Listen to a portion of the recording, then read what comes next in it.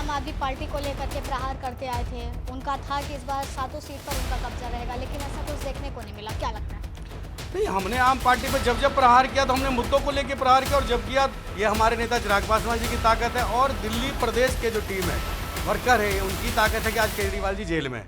नमस्कार, आप देख रहे हैं न्यूज़ 1 इंडिया और मैं हूं आपके साथ आस्था तिवारी। जिस तरीके से एनडीए ने प्रचंड जीत के बाद अपनी सरकार बनाई है, कल शपथ ग्रहण कार्यक्रम हुआ और उसी बीच अगर बात की जाए तो लोक जनशक्ति पार्टी के राष्ट्रीय अध्यक्ष चिराग पासवान कैबिनेट मंत्री बनाए गए हैं। तो उसी को लेकर क्या चर्चा करने के लिए उनके कार्यालय में मौजूद हैं और इन सारी चीज़ों पर बात करने के लिए दिल्ली प्रदेश अध्यक्ष शंकर मिश्रा जी मेरे साथ हैं, जिनसे चर्चा करेंगे और जानेंगे कि आगे की क्या कुछ रणनीति है और क्या कुछ तैयारियां के साथ इस बार पार्टी जो है अपने कामों को करेगी और जनता के बीच किन मुद्दों को लेकर के जाने वाली है। तो शंकर जी, 400 पार का नारा भी आपकी तरफ से लगातार दिया गया था, लेकिन वो नहीं हुआ, लेकिन फिर भी आपकी सरकार बनी और आपके राष्ट्रीय अध्यक्ष जो है कैबिनेट मंत्री में चुने गए हैं। कैसा लग रहा है? नहीं, 400 पार का नारा दिया गया तो ये तो आप लोग बहुत हम, लेकिन 300 प्लस हम चले गए, ये नहीं समझ में आ रहा है। अरे जो 99 पे रह के और वो वो उनको अपना नहीं दिख रहा है, अपने पीछे एक आग लगी वो नहीं, उन्हें नहीं दिख रहा है, और हम 400 पार हुए कि नहीं, इसके चक्कर में वो परेशान है।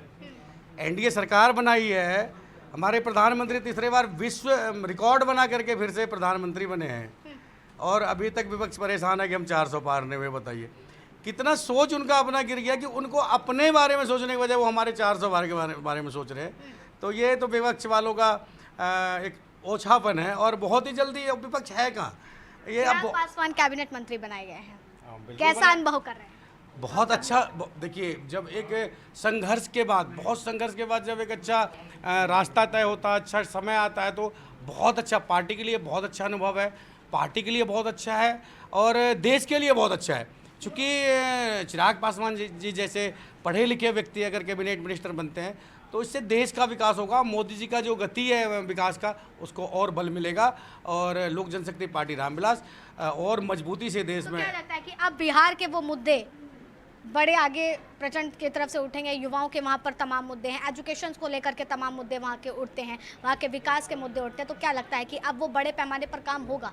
नहीं, हमेशा उठता रहा। हमारे नेता का बिहार फर्स्ट विजन है, जिसके लिए उन्होंने 2020 में एनडीए भी छोड़ दिया था, और वहाँ रेड कॉर्पोरेट जो बिछी हुई थी, अगर वो चाहते तो उस टाइम मतलब वो बड़े मंत्रालय भी उनको मिल सकते थे, लेकिन उन्होंने बिहार फर्स्ट जो विजन है उसके चक्कर में उन्होंने सब कुछ छोड़ दिया था। हमारे नेता का शुरू से रहा है, संघर्ष का रास्ता बेशक चुनना पड़ा, लेकिन बिहार नंबर 1 कैसे है, बिहार नंबर 1 कैसे होगा, इसके लिए हम लोग तत्पर है।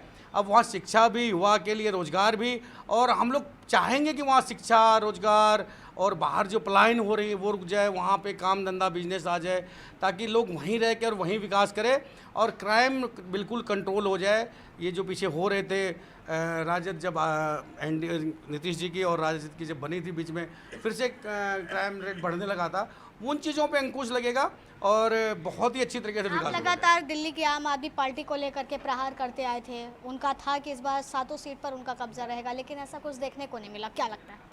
नहीं, हमने आम पार्टी पर जब प्रहार किया तो हमने मुद्दों को लेकर प्रहार किया, और जब किया तो उनका कोई ना कोई मंत्री नेता बंद हुआ है। ये लोक जनशक्ति पार्टी की रामविलास की ताकत है, ये हमारे नेता चिराग पासवान जी की ताकत है, और दिल्ली प्रदेश के जो टीम है, वर्कर है, उनकी ताकत है कि आज केजरीवाल जी जेल में है।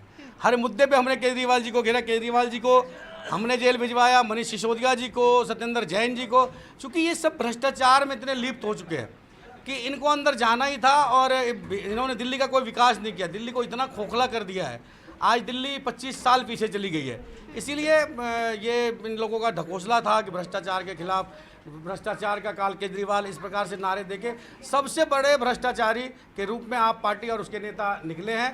तो उनके तो देखिए, जैसा करनी वैसा भरनी, जैसा करेगा वो ऐसा भरेगा, और इसी के तहत वो जेल में है। और मैं कहूँगा कि अभी भगवान सद्बुद्धि दे, इस्तीफा दे दें, और जो जिस तरीके से कानून व्यवस्था के तहत उनको जमानत मिली थी। तो आपकी पार्टी का केवल बिहार के ही मुद्दों को अहम तौर पर लेते हुए नजर आएगी, या बाकी दिल्ली के भी कुछ मुद्दों को जैसे आप बिहार के मुद्दे को क्यों ले रही हैं? हम पूरे देश से पूछ रहे हैं, हम आपसे जान रहे हैं कि क्या केवल बिहार का ही विजन मेन रहेगा आपकी पार्टी के लिए, या फिर? नहीं, हमारे लिए पूरे देश का विजन है। हमारे लिए देश, हमारे नेता देश के नेता हैं।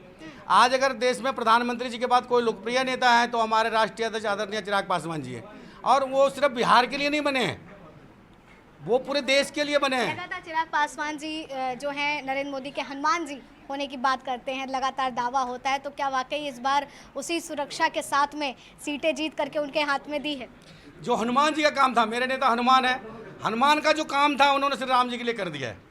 अब श्री राम जी का क्या काम वो होता है, क्या है, ये सब अभी पता लग जाएगा 2-4 घंटे में। और मेरे नेता हनुमान थे और हनुमान रहेंगे और हमेशा संकट मोचक भी रहेंगे इंडिया के। और मोदी जी के हनुमान तो हैं, ये पूरा देश, पूरा विदेश तक जानता है कि लोगों ने बड़ी टोन भी कैसे थे कि मोदी जी के हनुमान हैं। हनुमान देखिए सही में हनुमान है और इन्होंने आज कितना काम कर दिया मोदी जी के लिए। 5 के 5 सीट जीत कर उनकी झोली में दे दिए। एनडीए की बैठक के दौरान पीएम के गले लगना, फिर पीएम का उनको शाबाशी देना, पीठ थपथपाना, कई ऐसी सारी चीजें हैं। तो क्या लगता है कि वाकई नहीं, हमारे नेता के लिए एक बहुत ही अच्छा स्नेह है पीएम के लिए, क्योंकि इतने पढ़े लिखे नेता इस युवा वर्ग में उनको कोई दिखता नहीं इतना मेहनत करने वाला।